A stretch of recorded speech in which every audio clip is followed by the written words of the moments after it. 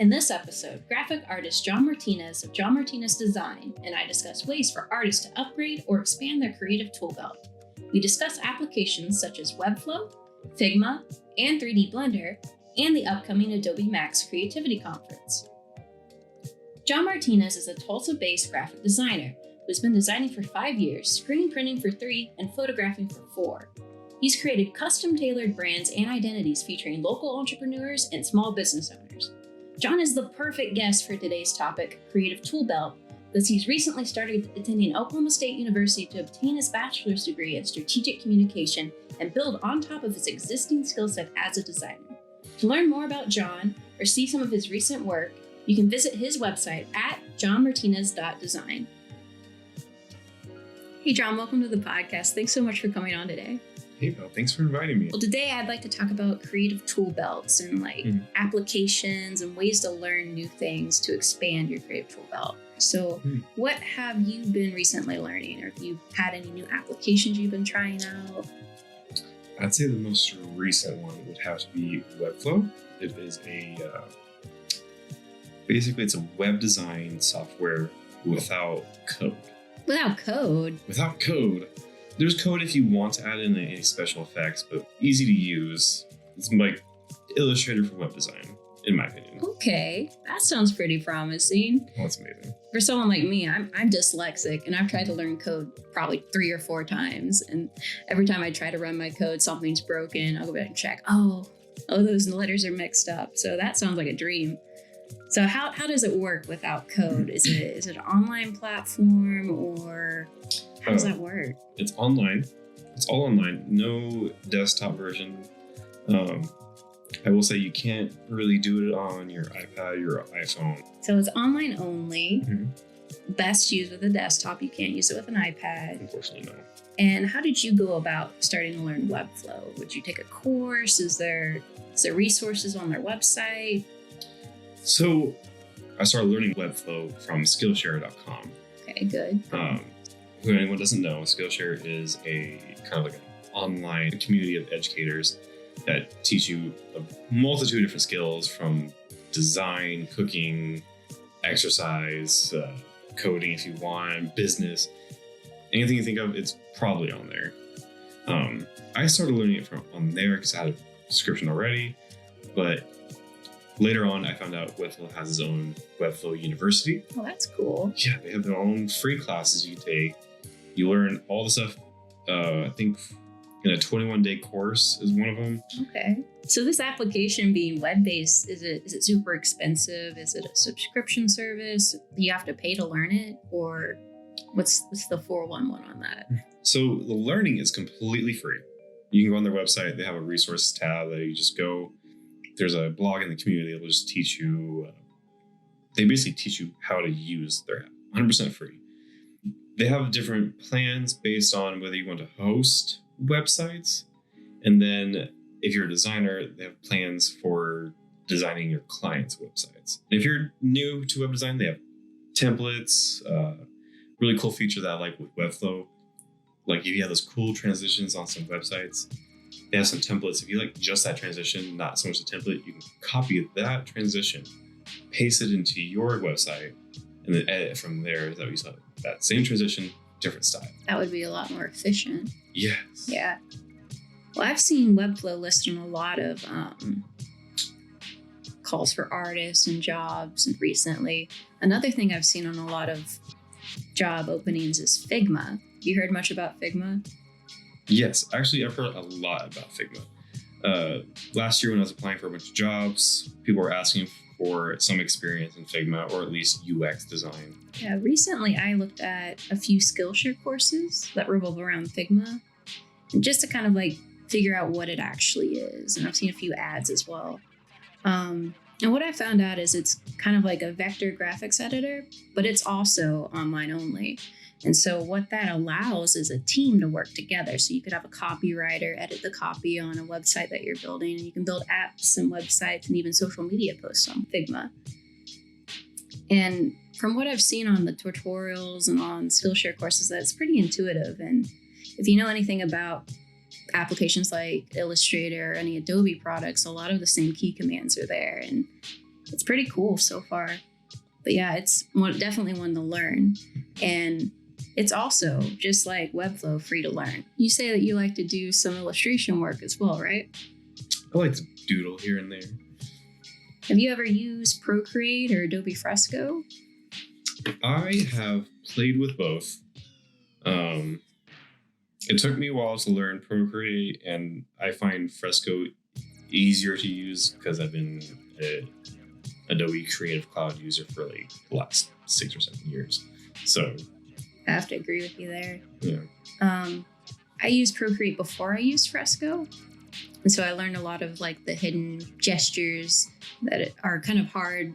That's the entry point into Procreate. It's just kind of hard to get used to where everything is. I think that's the issue. Yeah. But it is a very cool app. Mm-hmm. I think my favorite feature is that it records from the beginning of your project until you're finished, and you can share like a quick time lapse of whatever you've worked on. What are some of your favorite things about Procreate? Another feature I like is the ability to create your own brushes. The program itself is very versatile. Like, to create your own brushes, like I can go from Adobe Illustrator, save it like that as a JPEG, bring it into Procreate, and just create a brush instantly. That's amazing. That's my favorite feature. So would you say that you use Procreate more for illustrative work or for like hand lettering projects? I've seen a few of your hand lettering projects. They're really cool. Yeah, thanks. So I use Procreate. To be honest, I use Procreate more as like a sketchbook. Bring them then into Illustrator, trace over that, and then apply the special effects that I know how to do. And each iteration of Procreate, they add in new things, and the gestures and shortcuts get even more complex. I think one of the coolest things that they've recently added is the ability to do frame-by-frame animations. Have you seen that yet? I have. I've tried it. It basically gives anyone the power to become an animator. Yeah. Very difficult, long process, but anyone can do it. So I started with Procreate, but I soon moved to Adobe Fresco. Mm-hmm. I really enjoy using Fresco for their vector brushes because it gives you the ability to scale up your work to any size. Working with Procreate, you have to know beforehand what size you're going to need to print or do production graphics at. Yeah. But in the Adobe Fresco, it's a lot like Illustrator where things are endlessly scalable. I think that's one of my favorite features. As for Procreate, I will admit that I had problems the first couple weeks because I couldn't figure out why my stuff was so pixely. Yes. Because you had to do the size beforehand and then change the DPI. Scale up afterwards. No. You can't do that. So I think the best way to learn about Procreate, or at least learn about the gestures, is going onto YouTube. When they did the newest release of Procreate, I went onto YouTube and I found a video that covered every new update. Mm-hmm. And the creator of this video, he walked through each gesture, what it did, the mirroring, the time lapse, all of the cool new features. He kind of walked through how you do these. Right. And it's a long video, but it's worth it. If you're gonna download the app and you're going to use it, you definitely need to know all of the little hidden features. Mm-hmm. As far as Adobe Fresco, I imagine YouTube would be a good source. When I downloaded it, it was pretty intuitive. Just knowing the other Adobe apps and desktop apps, it's very similar. But if you had any questions, I think YouTube would probably be your best source. Mm-hmm. So another application that a few years back I tried to learn, and I made a few projects with it, but the interface was really intimidating. That was 3D Blender. Recently, Blender went through an update, and they updated to 2.8, and that was a complete redesign of the user interface, and they introduced this thing called Eevee, which is a real-time render engine. So it really improves your workflow, and it allowed you to have a real-time preview of what you're working on. And I think that was one of the main deterrents for me when I first started learning Blender was my computer was so slow that I couldn't see what I was doing. So I'd have to render it out and then wait hours on end to see, oh yeah, I messed that up, and go back and try to fix it. But with the new Eevee render, it made it a lot faster. And then the new user interface is a lot better because it allows you to see only what you need to see. It's not the whole complexity of the whole software in front of you at all times. It's kind of scary when you first start out. And for 3D Blender, there are a few Skillshare courses that are pretty good that I've checked out. But I think kind of like the all-star of 3D Blender for me, at least, is YouTube creator Elliott. And he has an actual teachable course that's for free, and you can learn how to create your own wine bottle and labels for it, and a whole animation, basically make a whole 3D ad for a wine company that you design. It's very cool. And I saw on his website today, actually, that he's coming out with another tutorial soon. But if you look at his YouTube, there's tons of videos of like just cool things that he's made. He does a lot of furniture design, which is really neat. I think you showed me the other day. Yeah, it was really cool. It was all nice, modern, and sleek. Some projects for like Herman Miller and stuff. Really neat. That's cool. Have you tried 3D Blender yet at all? Usually all I remember is 2D lettering, illustration, Illustrator. Illustrator is my holy ground. But I do have another friend. He is a multidisciplinary everything, musician, artist, designer, like crazy. But he uses Blender for like almost everything. And all the work that he does and all the work that I've seen come out of 3D Blender, I would love to like learn it, especially for what I would use it for, like mock-ups, like make my own like 3D like ice cream package or beer can. You could take those package designs and then work them in the Webflow, couldn't you? Oh my gosh, I could. I might need to do that now. One cool app that I did find that kind of I love to use with like 3D modeling and stuff would have to be Polycam. I think I showed you this app the other day. It's basically you can take pictures of the object from like like a whole 360 of it, right? Yeah, you take like 30, 35 photos of that one object from that one spot, and it turns it into a 3D object. I figured out you can also import those into Blender. That's pretty cool. Yeah, so that way, like if you're making 3D mock-up of a design, like let's say your client has a package already made or a package already in mind for their product, you could scan that product, bring it into Blender, and then slap on your designs, your covers, letter fonts, basically anything. I can see how that save a lot of time, not having to start from the base cube in Blender. Just like no start from scratch, just scan it and import. I think one of the coolest things about Blender is that it's absolutely free and it's an open source program, so they just keep improving it. And I think that's really neat. So if you ever wanted to try out 3D Blender, I think now's the time, because they've updated the whole user interface. And if you tried it before and it was really intimidating, give it another shot. You can download the program for free directly from their website. So we've covered a few applications that we've been really interested in or trying out recently. But lastly, I wanted to cover a few of the learning platforms, the best ways to learn these applications. And we've already talked about Skillshare a little bit. And you and I have taken a few courses at the same time for Skillshare. I think we've taken some from Andy Pizza. Yes, he's my favorite Skillshare teacher. He's pretty fun. Yeah. I don't know if his name is legally Andy Pizza, but it's just a great name. I think it's an air of mystery. You don't get to know, you know? And he's an amazing illustrator. He's amazing. I love him. And then I think we took a class by Kate Arends. Is that her name? Yes, Kate Arends, I believe. And her classes are more focused on developing your business. Yeah, it was more about like how to market your business and build brands that are effective. And that was a really great course.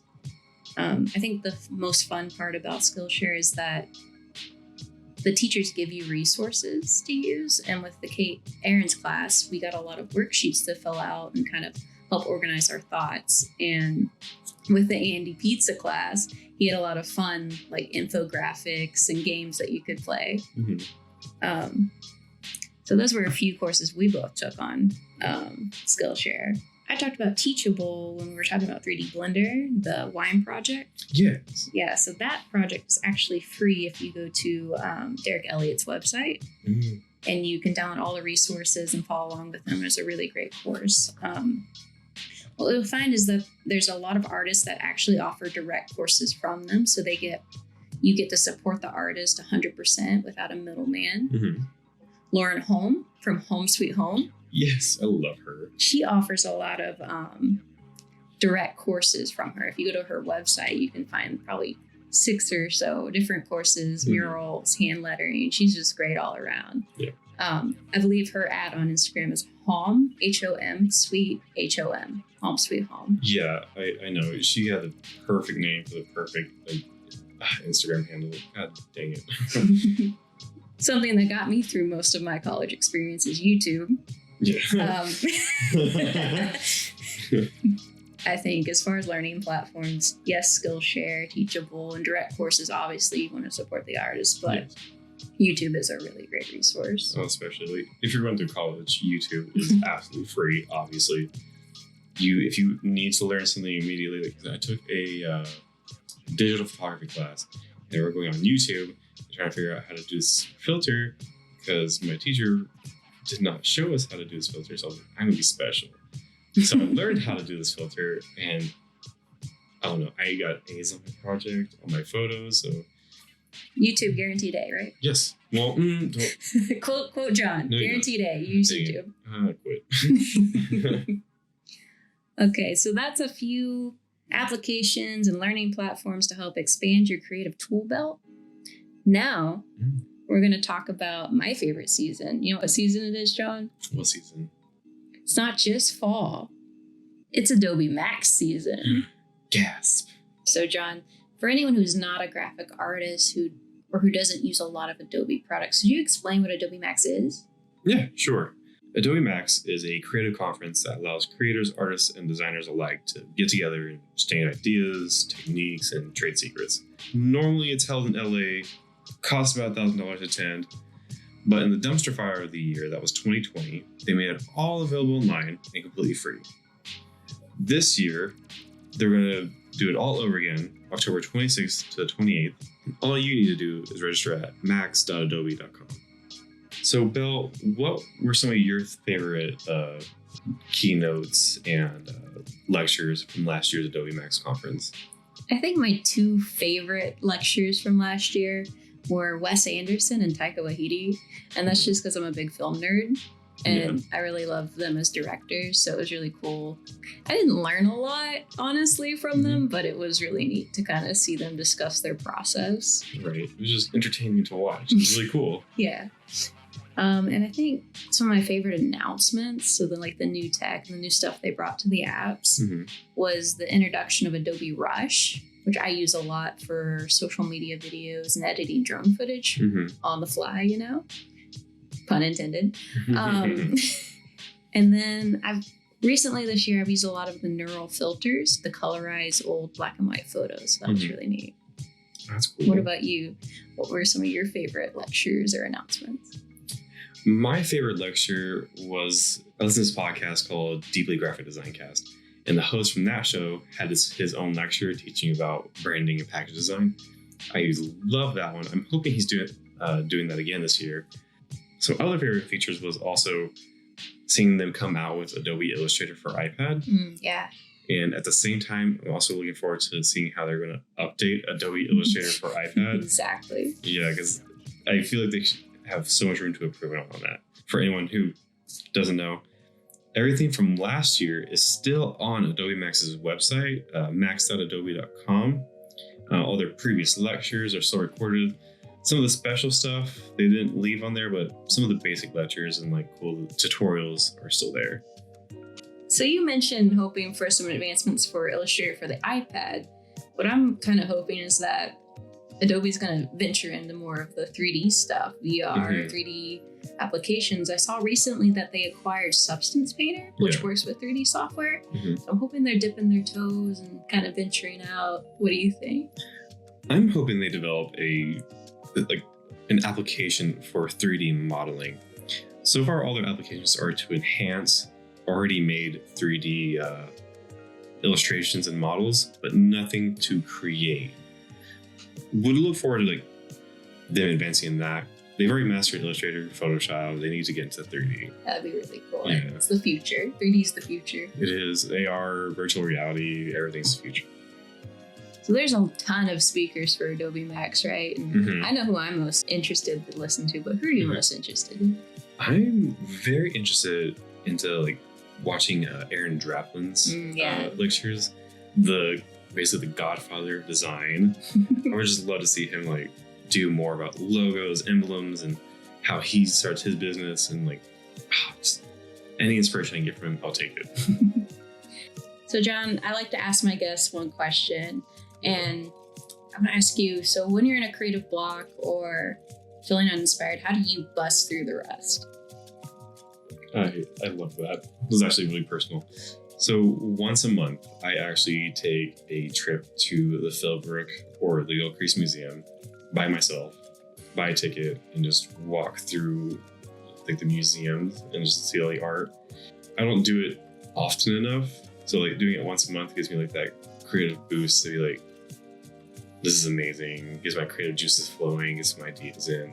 It's a pretty cool idea. I like that idea. Yeah, do a little creative, something a little creative like once a month just for yourself. Yeah, creative self-care. Yeah, basically. Yeah, that's great.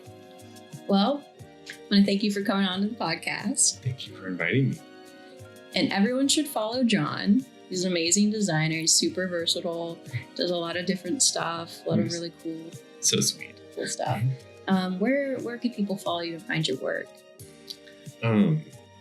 On my social, you can find me at Jon M Designs. It's gonna be Jon Jon. I'll do the H. Jon Jon M Designs. Perfect. And then my website is jonmartinez.design. Everyone go check out his work. He's super great. Thank you so much for listening. If you enjoyed the podcast and would like to connect further, be sure to follow us on Instagram at Creative Corrosion Podcast.